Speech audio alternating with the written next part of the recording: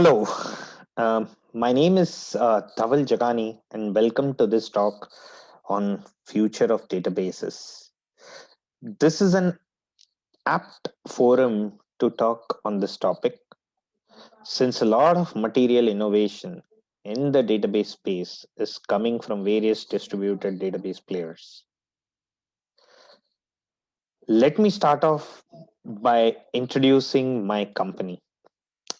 Although Infosys is a known name in the technology space, for those uninitiated, Infosys is one of the largest SIs with over $12.8 billion of revenue, 240K employees serving 1,480 plus of our clients.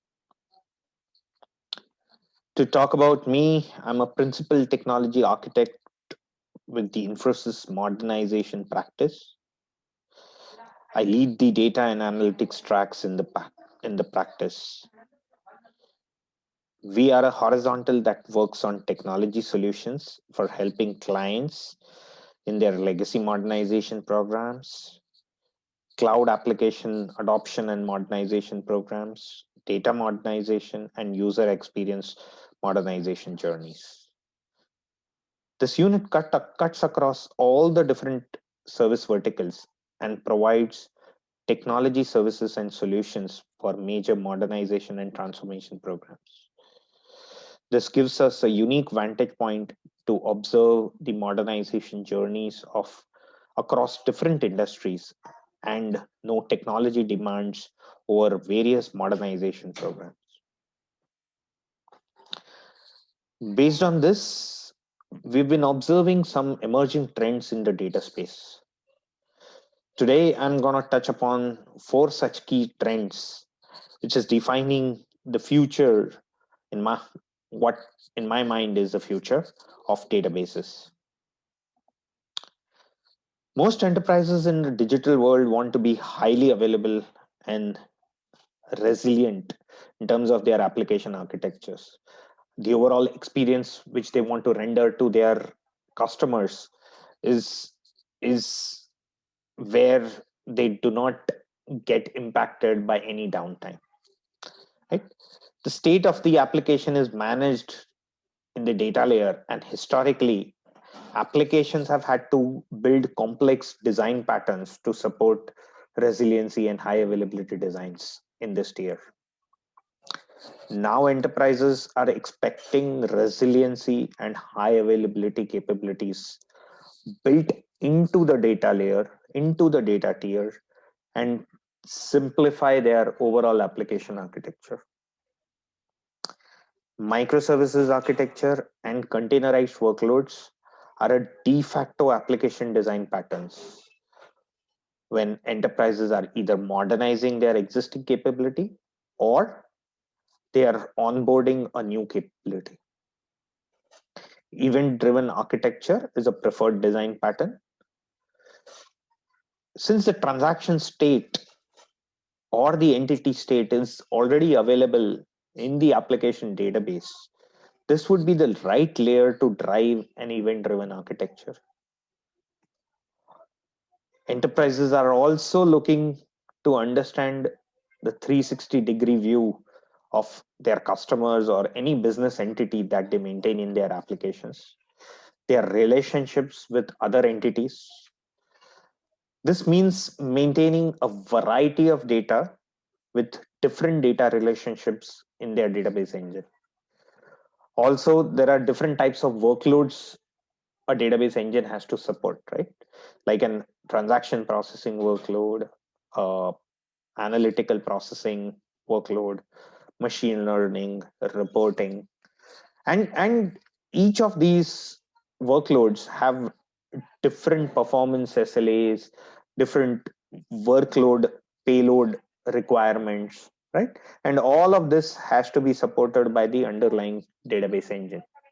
Enterprises are looking for such a database that can support the variety and volume of data, their data types, the different relationships, and different variety of workloads or use cases. In the digital world, every enterprise also wants to grab every little trend that emerges from the data which it captures about its customer, derive data insights where they can actually improve their customers overall experience, satisfaction.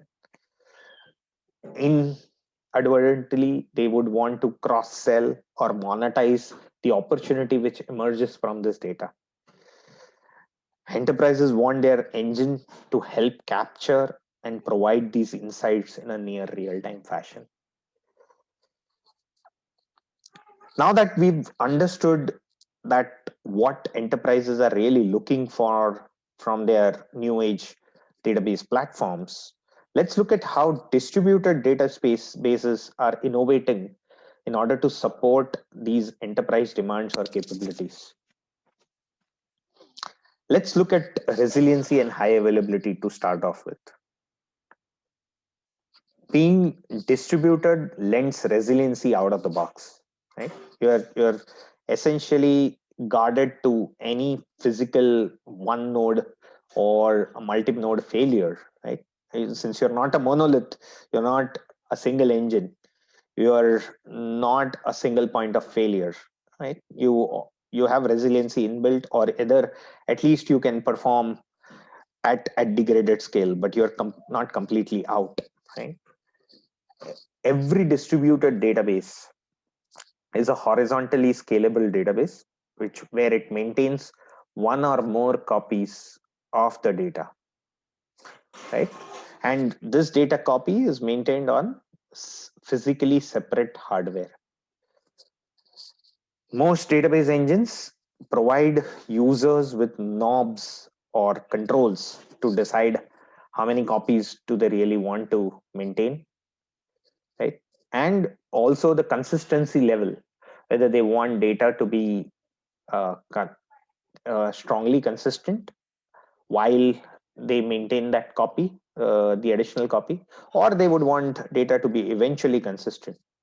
And the same holds true for read workloads, whether we want the consistency to be available in more than one copy or just the primary copy.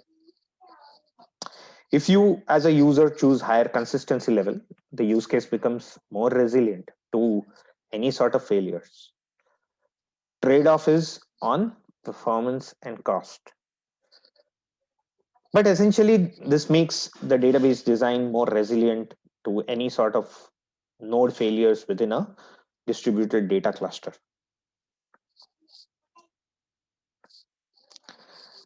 As a byproduct of this, the engines are also providing workload isolation.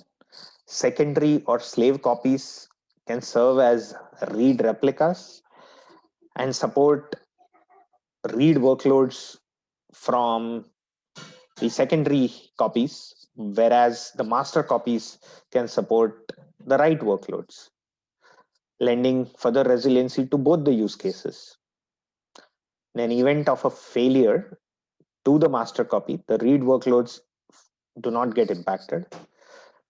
Database engines are also innovating to have algorithms in place to either auto select or promote secondary or slave copies to become primary in event of a master node failure.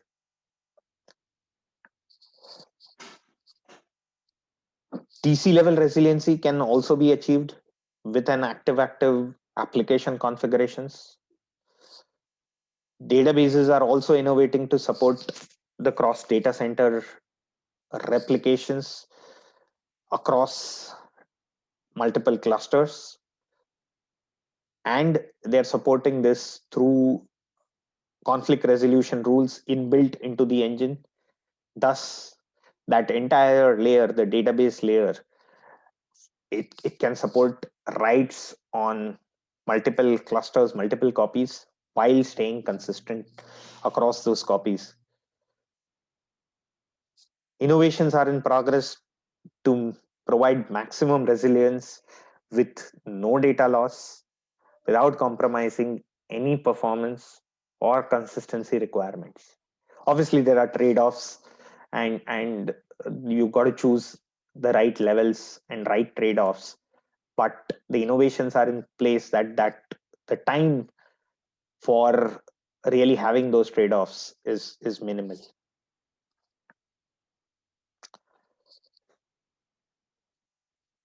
Let's talk about event-driven architectures. Database triggers and functions are not new to traditional databases.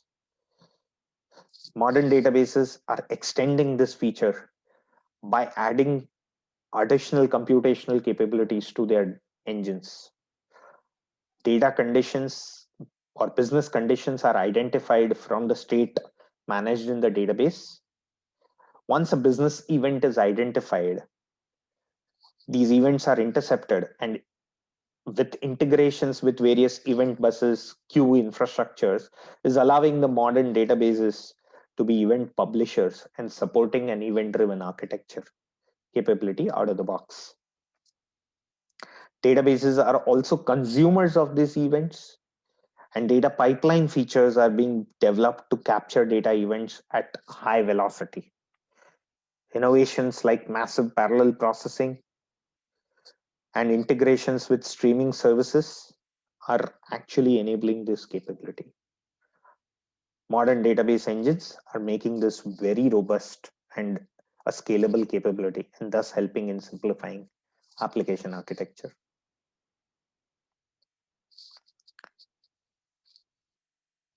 Let me start off by talking about 360-degree view of any entity. 360-degree view of a customer or a business entity has been a very important view which enterprises are really looking for. And they are trying to enable this through an underlying storage engine, which can support variety of data relationships, volume of data, a graph, a hierarchical, a traditional relationship, all of this managed in a single database platform. There are different workloads, each having different payload, access pattern requirements, variety of non-functional requirements for performance, SLAs, and storage. Modern data distributed databases are getting equipped and innovating through different sharding and indexing techniques to support this differential use cases quite efficiently. In the process, and traditionally, SQL has been the most preferred tool to interact with database, and it continues to be the same. I mean, that's has been the pattern. And innovations are in progress to support the traditional SQL constructs like joins, aggregations, sorting efficiently on distributed database engines while not sacrificing major ACID features. New age platforms are trying to enable all the variety of use cases through a single database engine, while under the hoods enabling different storage and access patterns and engines through that single interface.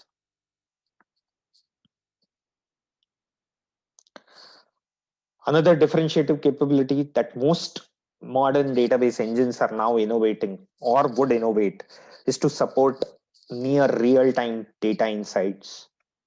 Enterprises want their data platform to be able to spit out insights through traditional or through AI ML techniques, which enhance the overall customer experience.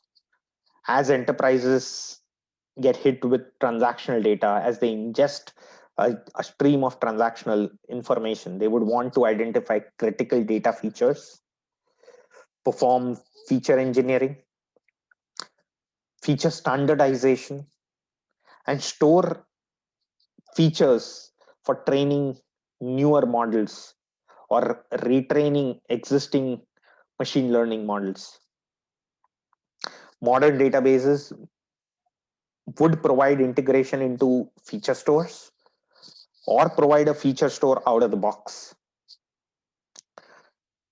Database engine innovations are in progress to provide data insights in a near real-time moment, right at the moment where a transaction hit the engine.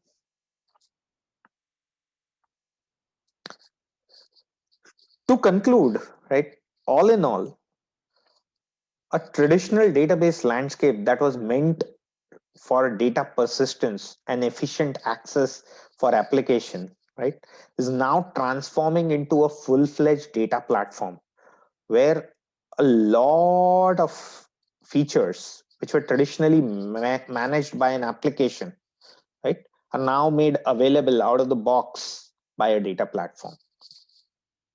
There was a phase where enterprises migrated from traditional a single traditional database to a polyglot of databases, some traditional SQL, some NoSQL, supporting unique use cases or niche use cases.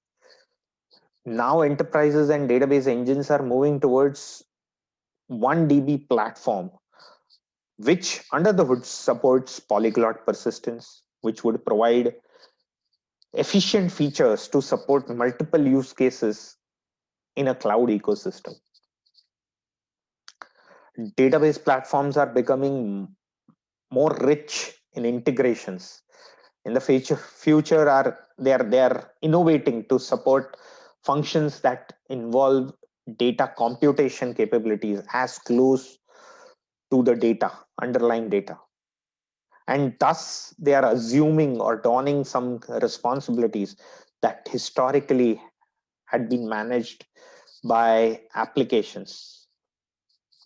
This is not only simplifying the overall application architecture, but also improving the overall system performance. And primarily, why not? Because the computation is being moved closer to the data, right? Lastly, I would want to leave you guys with the work we do in the data space. We at Infosys recognize all these needs and have developed solutions and accelerators to support enterprises in their overall modernization journey. Be it the Infosys Cloud Native Development Platform, which supports enterprises in their cloud journey, accelerating the overall platform setup on a Kubernetes container based workloads platform, or be it the Infosys Data Modernization Suite, which is a package which helps in schema conversion, data migration support for various traditional source databases to modern target databases, or with a validation framework which lends confidence on the entire migration. Infosys Data Insights platform is the latest addition to our solution suite, which has capabilities to ingest data or integrate with data engines and emit insights as per the user configuration. We constantly try to ideate and innovate to provide engineering accelerators that augment the different product solutions to provide fast and reliable solutions to our customers' needs. Now, I'll open it up for questions, which you can put on the chat.